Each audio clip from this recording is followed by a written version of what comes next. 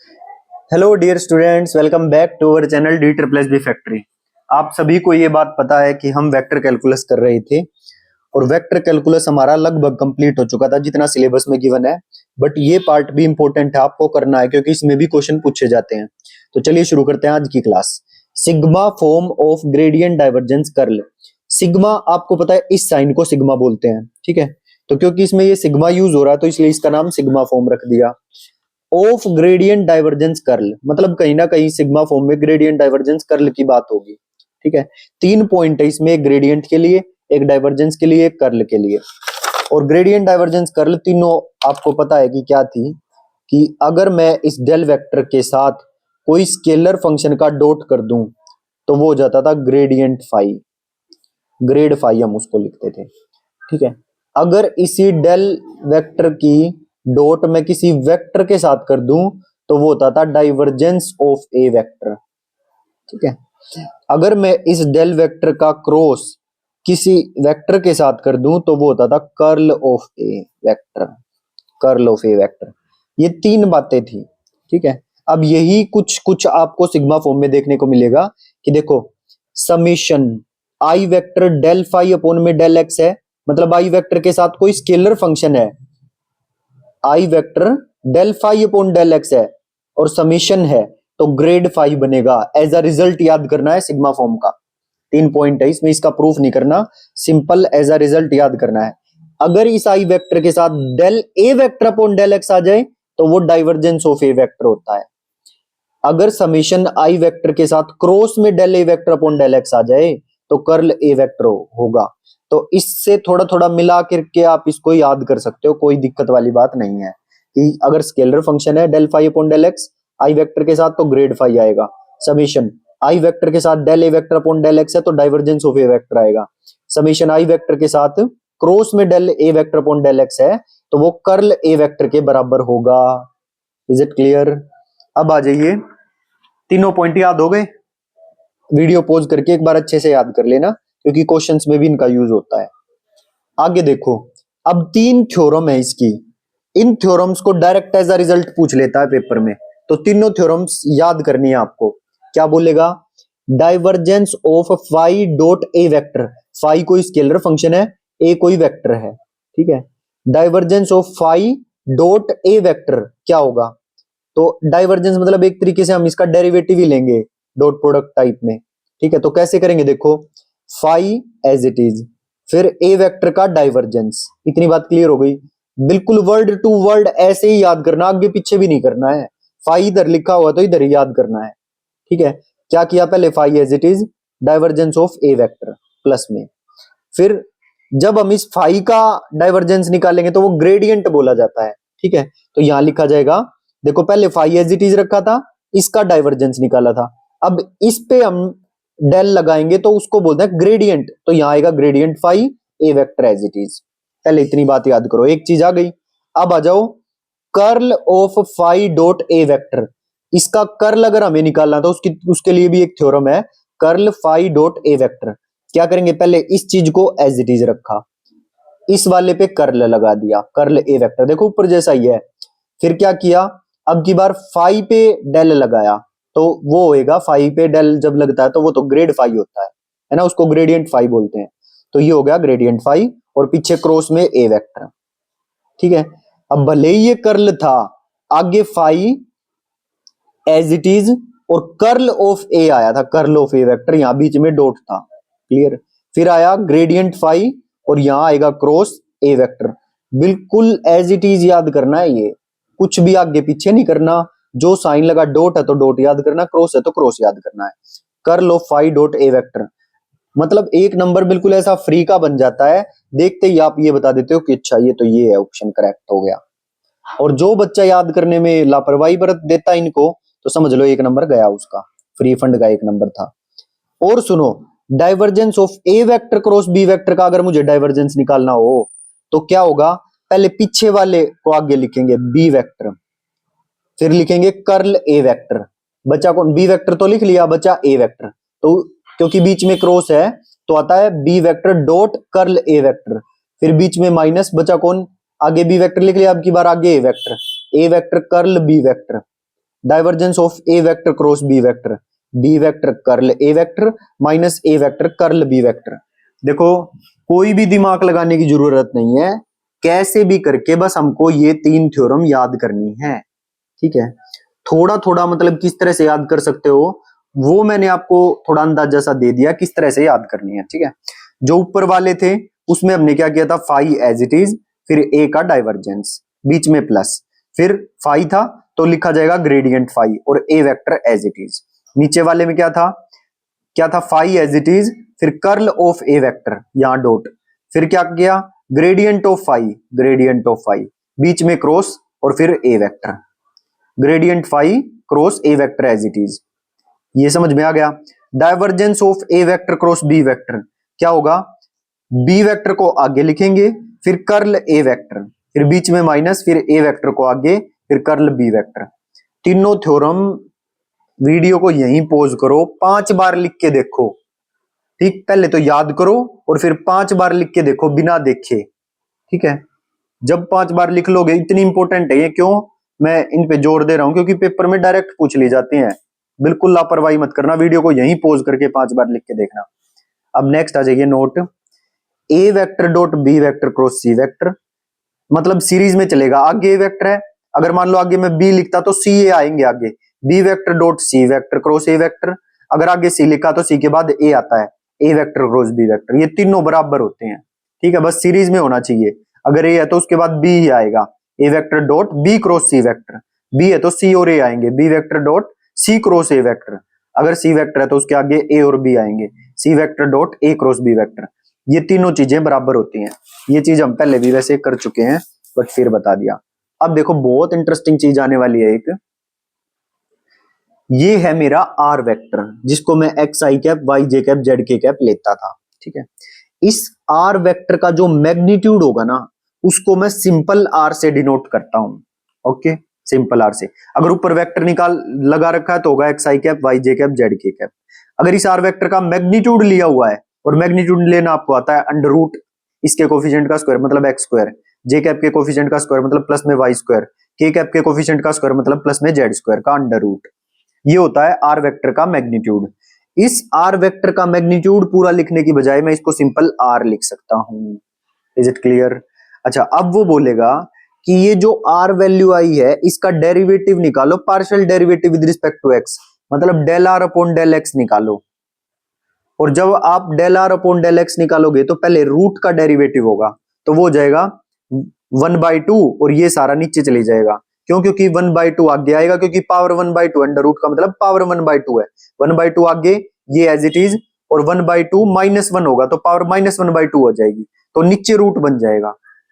ठीक है, तो नीचे 2 आ गया, 1/2 था तो नीचे 2 आया और ये रूट नीचे आ गया।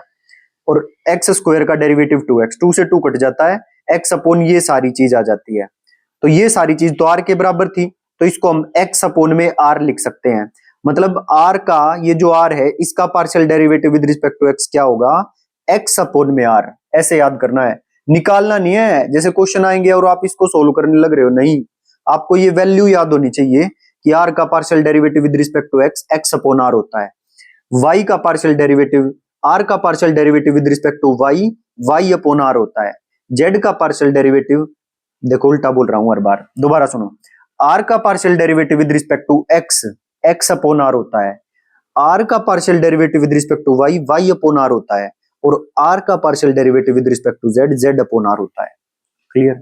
याद रखना ही है, नो अदर ऑप्शन। ठीक, फिर आइए रिजल्ट। देखो ज्यादा नहीं है, बस आपको क्या कहा था मैंने, एक तो सिग्मा फॉर्म याद करनी है, एक वे 3 थ्योरम याद करनी है। ठीक है, फिर ये आर वेक्टर के बारे में याद करना है, फिर ये एक रिजल्ट है, और फिर 1 2 3 टाइप है।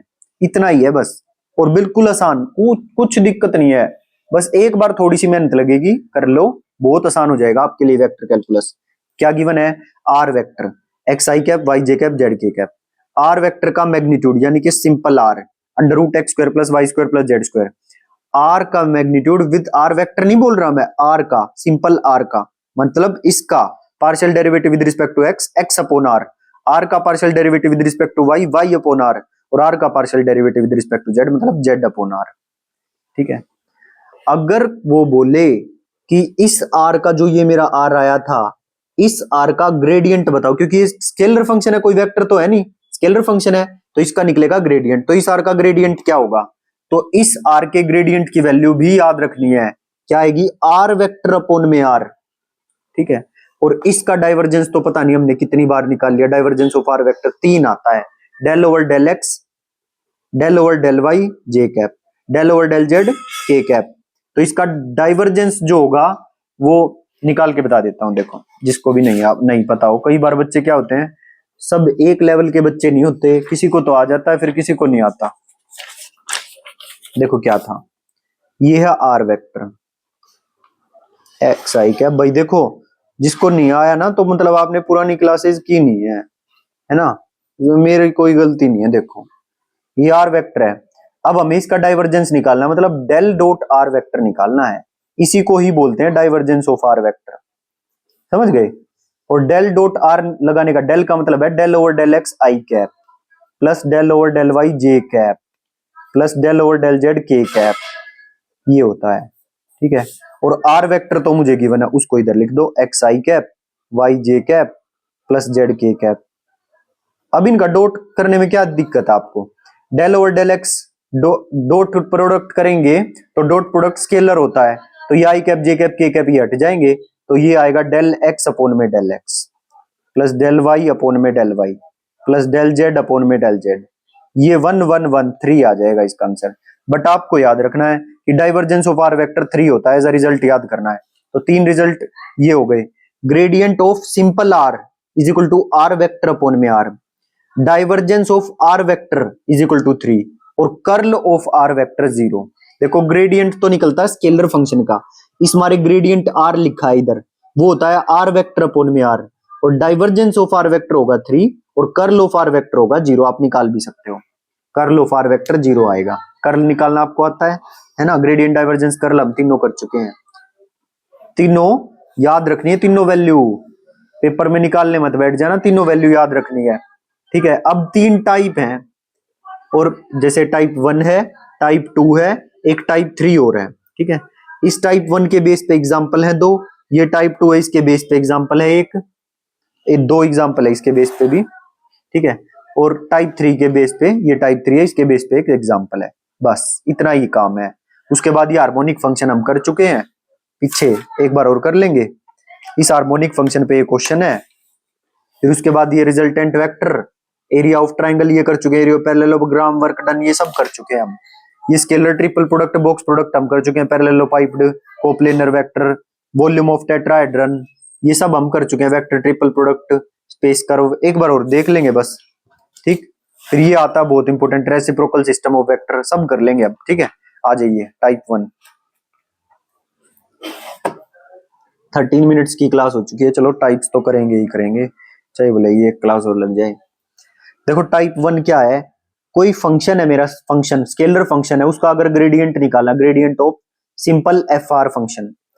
अब ये जो मेरा फंक्शन है इसका ग्रेडियंट मुझे निकालना है, तो क्या होगा, पहले तो इस फंक्शन का डेरिवेटिव होगा with respect to R, F dash R, और फिर इस आर का निकलेगा ग्रेडियंट, ग्रेडियंट आर। जैसे चेन रूल लगता है ना, वैसे ही ये ग्रेडियंट लगेगा, ग्रेडियंट इस एफ आर फंक्शन पे। कोई फंक्शन है एफ और विद रिस्पेक्ट टू आर है वो फंक्शन, तो पहले क्या निकलेगा, एफ का derivative with respect to R, और फिर आर का ग्रेडियंट।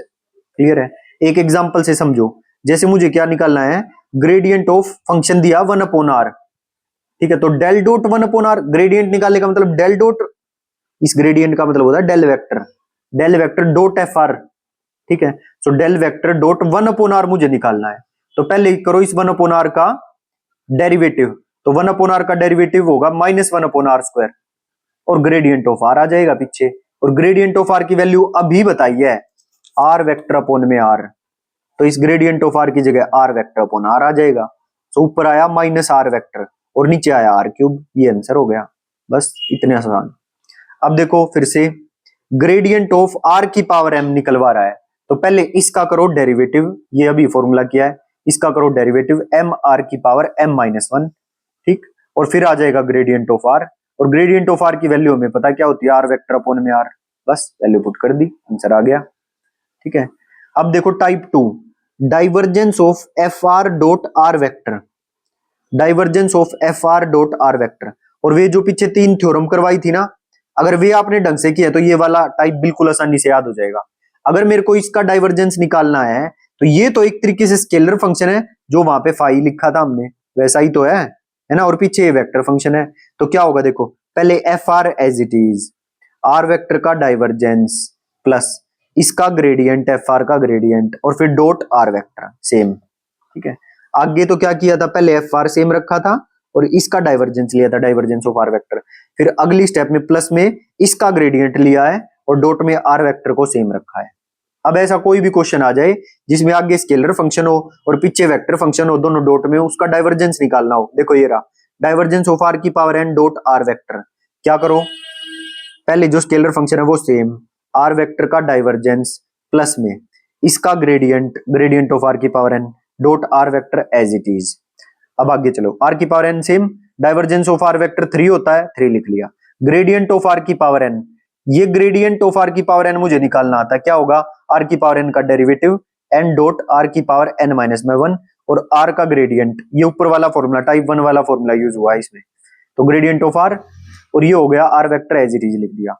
ये 3 इंटू आर की पावर एन लिख दिया, बीच में plus as it is N R की पावर एन माइनस 1 लिख दिया, और ग्रेडियंट ऑफ आर होता है आर वेक्टर अपॉन में आर, अभी करके आए हैं, और ये हो गया आर वेक्टर। ठीक है, अब same same R vector dot are vector है, सो आर वेक्टर का मैग्नीट्यूड का स्क्वायर हो जाएगा, आर वेक्टर के मैग्नीट्यूड का स्क्वायर हो जाएगा।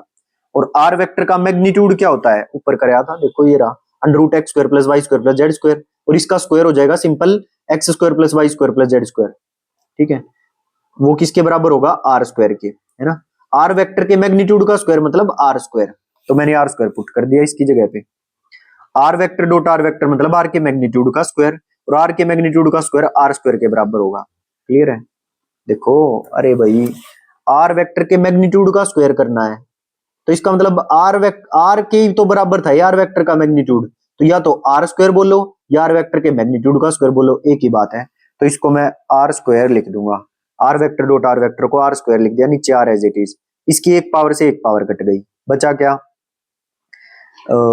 आर की पावर एन यहां था और यहाँ आर की एक पावर है और यहाँ आर की पावर एन माइनस 1 है, तो बेस सेम पावर ऐड होगी तो आर की पावर एन माइनस 1 प्लस 1, तो आर की पावर एन बन जाएगी ये, है ना। यहाँ आर की पावर एन माइनस 1 है और यहाँ पे आर की पावर 1 बची है, तो दोनों बेस सेम पावर ऐड करेंगे तो आर की पावर एन हो जाएगी। आर की पावर एन यहाँ भी है, यहाँ भी आर की पावर एन कॉमन, बचेगा क्या, 3 प्लस एन।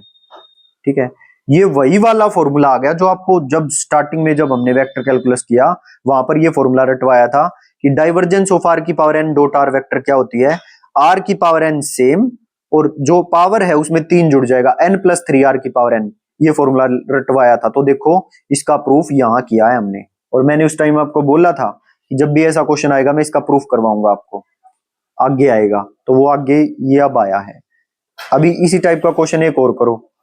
वैसे तो अब ये थ्योरम हो गई है, इससे इस थ्योरम से ही हम क्वेश्चन कर लेंगे, बट फिर भी मैं पूरा सोल्व करके दिखा रहा हूं, बाकी हम थ्योरम से कर सकते हैं। जैसे ये वाला क्वेश्चन है, ये थ्योरम से हो जाएगा, 1 अपॉन आर की क्यूब है ना, तो आर की पावर -3 लिख सकते हैं, तो एन होगा यहाँ पे -3।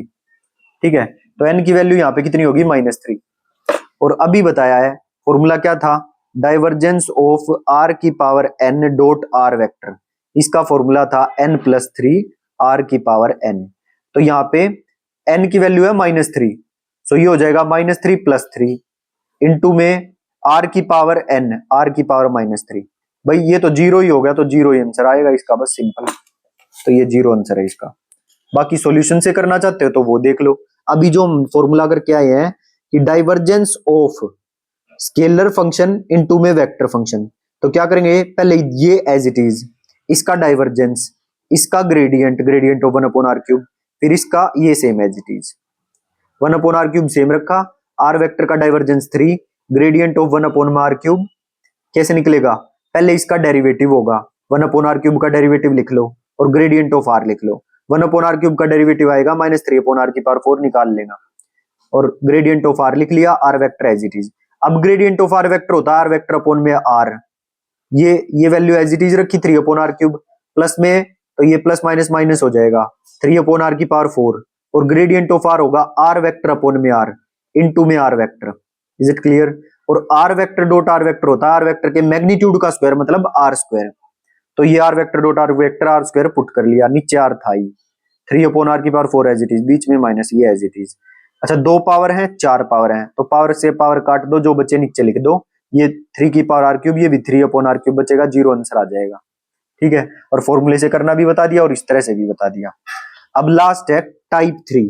टाइप 3 में क्या था? Curl fr dot are vector, curl fr dot are vector. तो कुछ नहीं करना, बस वैसे ही जैसे पहले करते थे वही करना है। देखो ये as it is curl are vector लिख लिया, बीच में प्लस, फिर ग्रेडियंट ऑफ fr होगा, ग्रेडियंट ऑफ fr, फिर क्रॉस आर वेक्टर होगा। Is it clear? फिर क्या होगा? Cross R vector. देखो यही वाला फॉर्मूला यूज होता है, कर्ल फाई डॉट ए, बस फाई की जगह पे वहां पे fr है, बाकी फॉर्मूला यही लग रहा है टाइप 3 में, है ना? बिल्कुल, अगर ये 3 याद हो गई तो ये टाइप 1 टाइप 2 टाइप 3 कुछ नहीं है आपके लिए। तो ये क्या किया? fr same, curl are vector, बीच में प्लस, इसका gradient, gradient of fr, cross, क्योंकि कर्ल था तो यहां आएगा क्रॉस आर वेक्टर। ठीक है, तो ये टाइप 1 टाइप 2 टाइप 3 अच्छे से लिख लेना। एग्जाम्पल देखो इसका, इस पे एग्जाम्पल कैसे देगा? ऐसे बोलेगा curl of 1/r² dot are vector निकालो, या ये कर्ल ना लिख के del cross 1/r² dot are vector ऐसे भी दे सकता है। तो घबराना बिल्कुल नहीं है, पहले 1/r² को सेम रखो, फिर आर वेक्टर का कर्ल, है ना, आर वेक्टर का कर्ल लिखा जाएगा, ये रहा फॉर्मूला, आर वेक्टर का कर्ल प्लस इसका ग्रेडियंट, ग्रेडियंट ऑफ 1/r², और फिर आर वेक्टर क्रॉस में are vector 1/r², curl of are vector 0 होता है, तो इधर का तो पूरा 0 ही हो गया। इसका ग्रेडियंट निकालना हमें आता है, 1/r² का डेरिवेटिव करो, ये हो जाएगा -2/r³, निकाल लेना डेरिवेटिव। फिर ग्रेडियंट ऑफ आर होगा आर वेक्टर अपॉन में आर, और क्रॉस में आर वेक्टर। ठीक है, are vector cross R vector होगा आर का स्क्वायर, नीचे एक आर है तो आर का स्क्वायर और नीचे एक आर आ गया, -2/r³, उधर का 0 हो गया था। जो पावर कटती है जितनी काट दो, -2/r³ बचेगा। ठीक है भाई। अच्छा एक और बात, अब देखो मैंने आपको क्या गलती करवा दी, r vector dot are vector होता है मैग्नीट्यूड ऑफ आर का स्क्वायर, बट यहां बीच में क्रॉस है। क्रॉस में तो जब साइन, जैसे a vector cross B vector क्या होता है formula? A vector dot B vector, a vector dot b, a vector dot B vector n cap sine theta होता है, साइन थीटा एन कैप। तो साइन थीटा अगर same vector की same vector के साथ हम क्रॉस करते हैं तो दोनों के बीच में एंगल 0 है, और साइन 0 0 होता है, तो इसलिए सेम वेक्टर की सेम वेक्टर के साथ क्रॉस 0 होती है, ये भी 0 बन गया, -2/r³, -2/r³, और ये हो गया 0, 0 में आर, कुल मिला के ये भी 0 आ गया, 0 इज द आंसर। दोबारा समझो, देखो अगर बीच में यहाँ डॉट होता ना तो आर वेक्टर के मैग्नीट्यूड का स्क्वायर हो जाता, आर स्क्वायर हो जाता, बट यहाँ क्रॉस है और सेम का सेम के साथ क्रॉस होता है 0। क्लियर? तो ये 0 बन गया, तो ये सारा ही 0 हो गया, इधर वाला 0 हो ही गया था, 0 is the answer. Harmonic function आपको अच्छे से आता है, डेल स्क्वायर एफ बताया था, del square F upon del X square, del square F upon del Y square, del square F upon del Z square. ठीक है, दिस इज इक्वल टू 0। अच्छा इसको अगर 2 वेरिएबल में हो del square F x y, तो जो function f है उसका double derivative with respect to x, x Y, plus function का double derivative with respect to y, x y, क्योंकि एक्स और वाई में ही था तो एक्स ये किया और वाई वाला किया।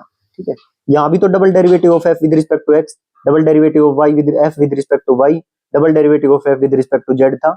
अब क्योंकि ये फंक्शन 2 ही वेरिएबल में था तो 2 ही बार किया हमने, एक्स और वाई वाला, जेड वाला नहीं करना, इज इक्वल टू 0। तो ये फंक्शन क्या हो जाएगा? हार्मोनिक फंक्शन, याद कर लेना।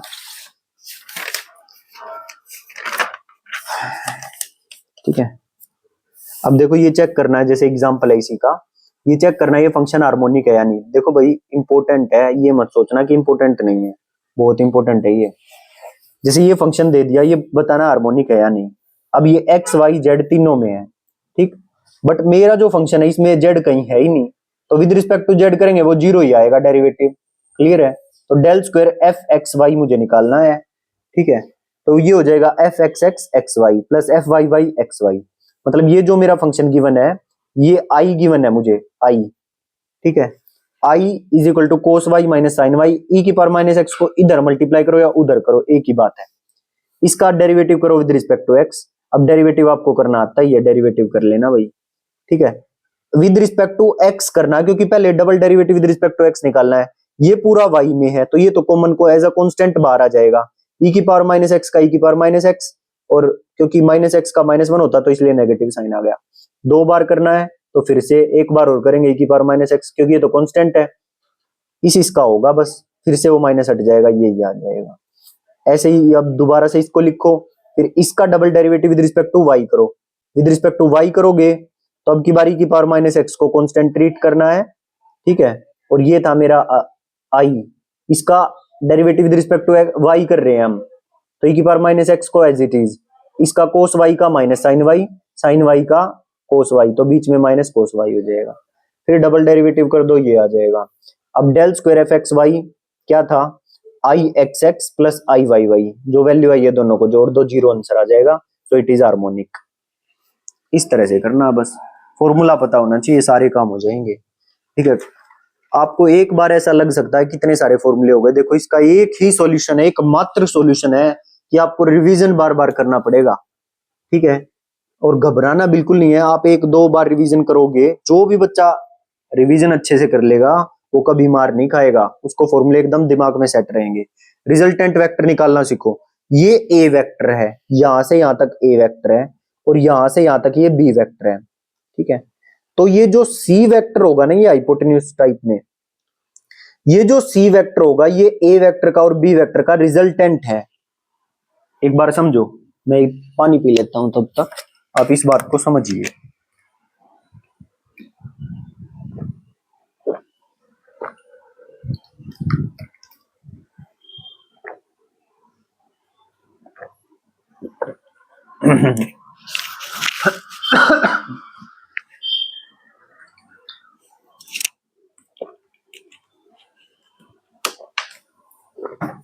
अब कुछ बचा नहीं है इसमें, अब बस सारी पुरानी बातें होंगी।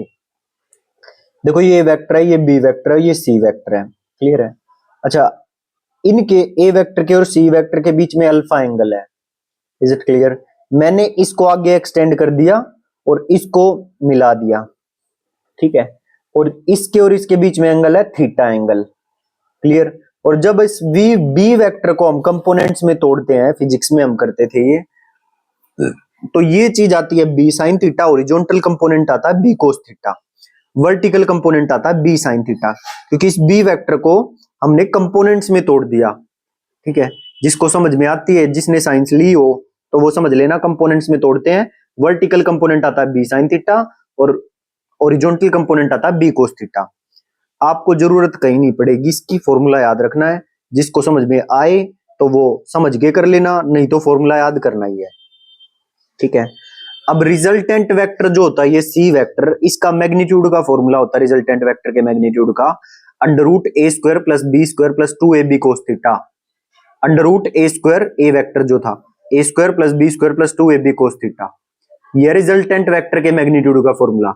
और अगर एंगल निकलवाए तो टेन अल्फा क्या होगा, टेन अल्फा क्या होगा, मतलब जो रिजल्टेंट वेक्टर है उसका एंगल मेरे वेक्टर के साथ क्या होगा। अगर वो अल्फा एंगल निकलवाए तो उसका फॉर्मूला होगा, देखो टेन अल्फा क्या हुआ, परपेंडिकुलर है बी साइन थीटा, तो ऊपर बी साइन थीटा, और बेस है ये इतना a vector plus B cos theta. So a vector लिखो या ए वेक्टर का मैग्नीट्यूड मैग्नीट्यूड लिखना, क्योंकि यहां से यहां तक की लेंथ ए वेक्टर का मैग्नीट्यूड होगा, और ये ए वेक्टर का मैग्नीट्यूड को मैं सिंपल ए लिख सकता हूं, क्लियर। और ये B cos theta as it is. अब आप ये कहोगे कि यहाँ ए वेक्टर क्यों नहीं लिखा सर, क्योंकि इसलिए नहीं लिखा क्योंकि जो ये वेक्टर का मैग्नीट्यूड है वो लिया है मैंने, ठीक है। और सिंपल मैग्नीट्यूड लगाने की बजाय मैं सिंपल इसको वेक्टर हटा के ए लिख लेता हूं, तो फॉर्मूला क्या बना टेन अल्फा का, B sine theta upon A plus B cos theta, is it clear. Area of triangle का फॉर्मूला आपको पता ही था, half into A cross B vector का मैग्नीट्यूड। एरिया ऑफ पैरेललोग्राम का भी आपको पता था, A vector cross B vector का मैग्नीट्यूड। और वर्क डन का फॉर्मूला भी आपको पता है, फोर्स इंटू डिस्प्लेसमेंट होता है। सारे फॉर्मूले याद हो जाने चाहिए। Area of triangle half into A vector cross B vector का magnitude, area of parallelogram simple A vector cross B vector का मैग्नीट्यूड, और वर्क डन का force into displacement F vector dot B vector. समझ आया, ठीक है। तो ये हो गया रिजल्टेंट वेक्टर की बात। और टेन अल्फा, ये अल्फा एंगल निकलवाए तो उसकी बात क्या है, बी साइन थीटा अपॉन में a plus B cos theta. Area of triangle half into A vector cross B vector का mod, area of parallelogram a vector cross B vector का मोड, और वर्क डन है force into displacement vector. अब ये scalar triple product box product ये आप कर ही चुके थे, इसमें तो कोई दिक्कत है नहीं, ठीक है ना। अरे भाई ये करवा तो दिए थे, a vector dot B vector cross C vector, इसको हम इस तरह से भी लिख सकते हैं। और इनको निकालने का तरीका क्या है, जो मेरा ए वेक्टर की कोफिशिएंट a1 a2 a3 उनको ऊपर लिखो, बी के b1 b2 b3, फिर सी के c1 c2 c3, इनका डिटर्मिनेंट निकाल दो। क्लियर। उसके बाद देखो वॉल्यूम ऑफ पैरेललोपाइप्ड कैसे निकलती है, यही जो स्केलर ट्रिपल प्रोडक्ट है वो निकाल दो, वॉल्यूम ऑफ पैरेललोपाइप्ड आ जाती है। और ये निकालने का तरीका आपको पता है, इस तरह डिटर्मिनेंट से निकलता है, ये आ जाती है वॉल्यूम ऑफ पैरेललोपाइप्ड। और जब यही scalar triple product A vector dot B vector cross C vector, या फिर इस तरह से लिखो या फिर इस तरह से लिखो, इसकी वैल्यू अगर 0 के बराबर हो तो इसको बोलते हैं कोप्लेनर वेक्टर। क्या बोलते हैं? Coplanar vector. एक बार मैं थोड़ा जूम कर लेता हूं ताकि आपको अच्छे से दिखाई दे। इतनी बात समझ में आ गई? कोप्लेनर वेक्टर आ गया होगा आई होप समझ में। अगर यही स्केलर ट्रिपल प्रोडक्ट या फिर बोलो बॉक्स प्रोडक्ट या इस तरह से डिटर्मिनेंट लो, ये तीनों एक ही बात होती है। अगर ये 0 के बराबर है तो इसको बोलते हैं कोप्लेनर वेक्टर। अब नेक्स्ट है volume of tetrahedron. Volume of tetrahedron, जो हम ये बॉक्स प्रोडक्ट निकालते हैं इसका 1/6 ये होती है volume of tetrahedron. Where vector are given, where vector मुझे a vector B vector C vector ये सब गिवन होंगे, ठीक है। When points are given then volume is, तो वॉल्यूम ऑफ टेट्राहेड्रन क्या होगी जब ये तीनों वेक्टर मुझे गिवन होंगे, a vector B vector C vector, तो कैसे निकलेगी?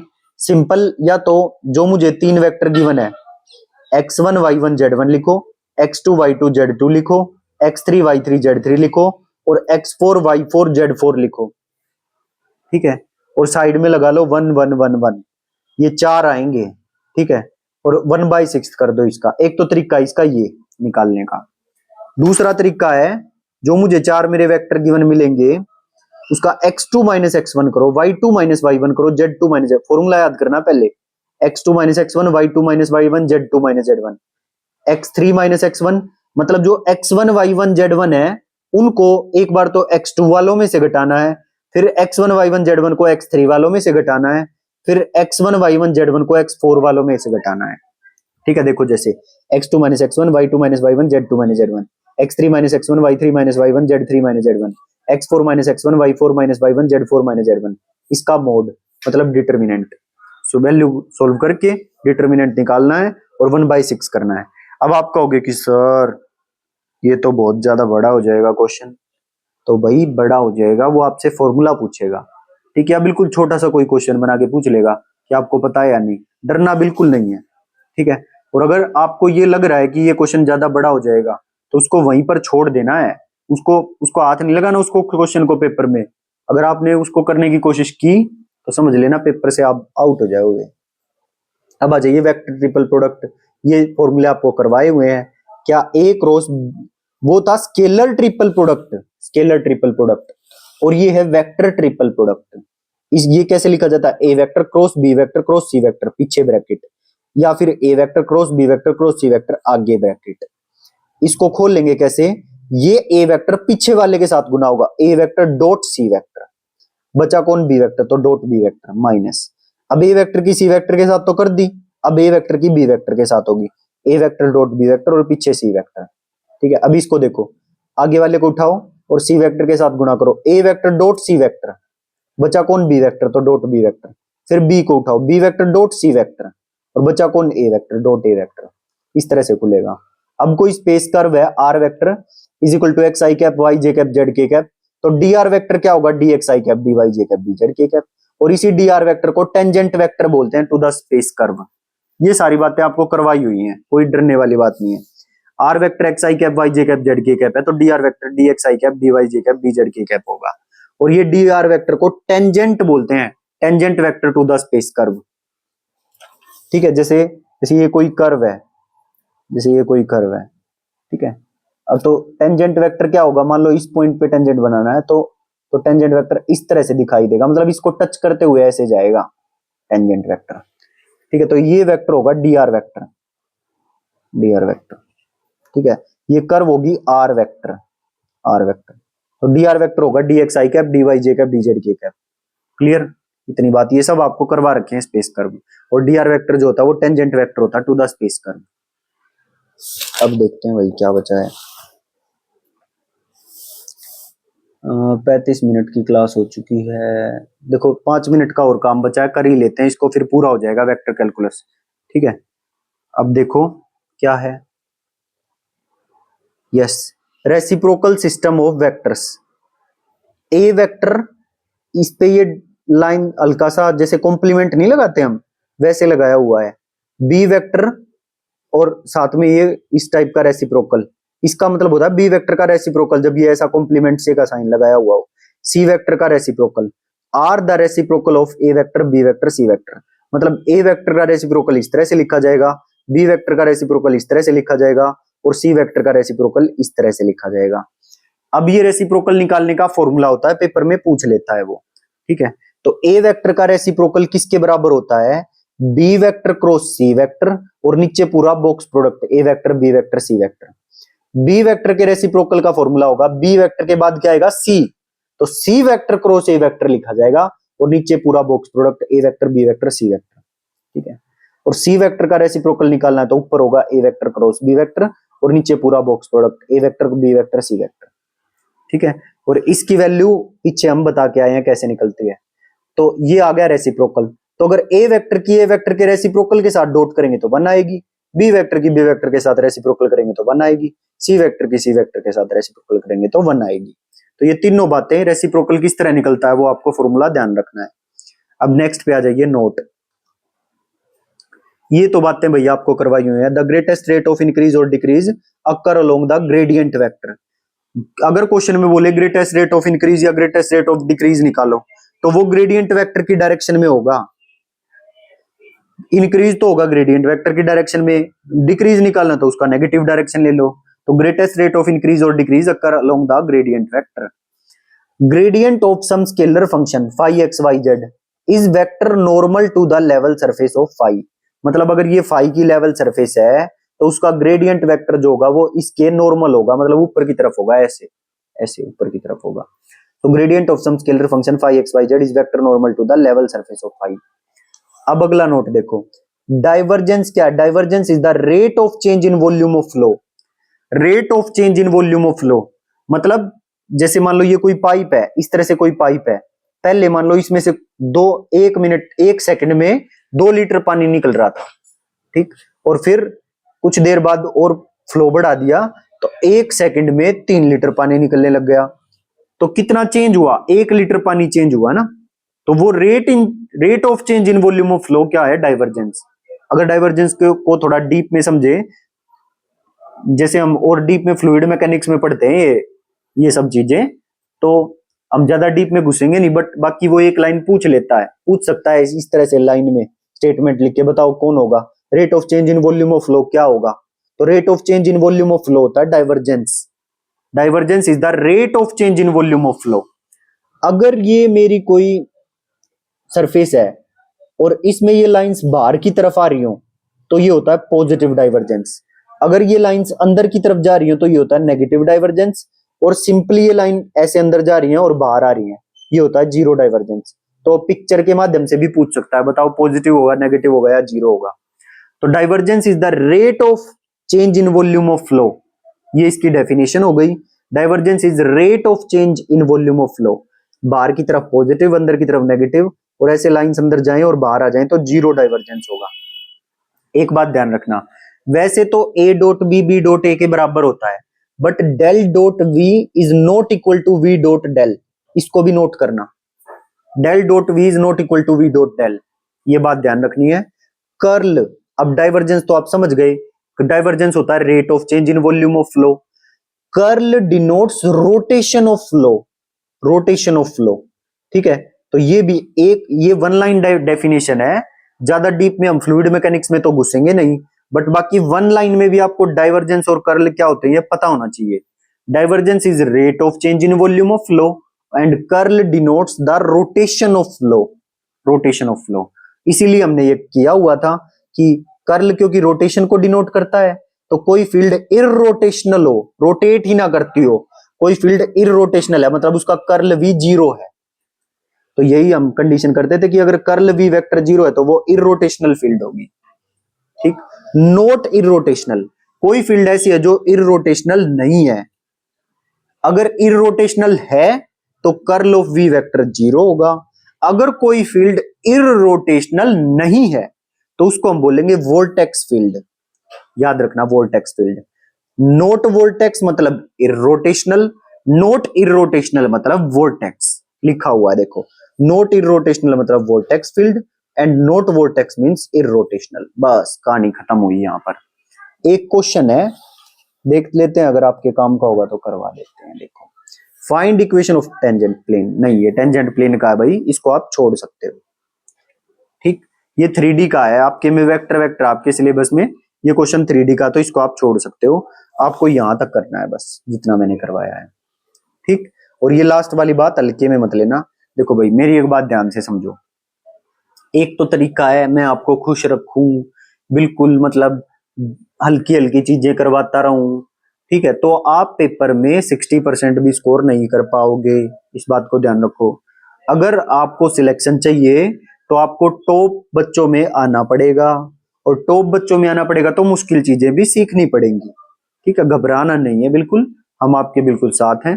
ठीक है, बस आपको क्या करना है, जितना गिवन, जितना जितनी चीज दी जाए, जो जो बताया जाए, आप वैसे वैसे चलते जाइए, बस करते जाइए। ठीक है, सिलेबस आपका धीरे धीरे आगे बढ़ते जा रहा है।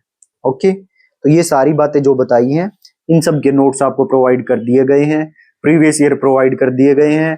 टेलीग्राम ग्रुप को ज्वाइन कर लीजिए। D triple S B factory अपना टेलीग्राम ग्रुप है। सर्च में जैसे ही D triple S B factory लिखेंगे तो आ जाएगा।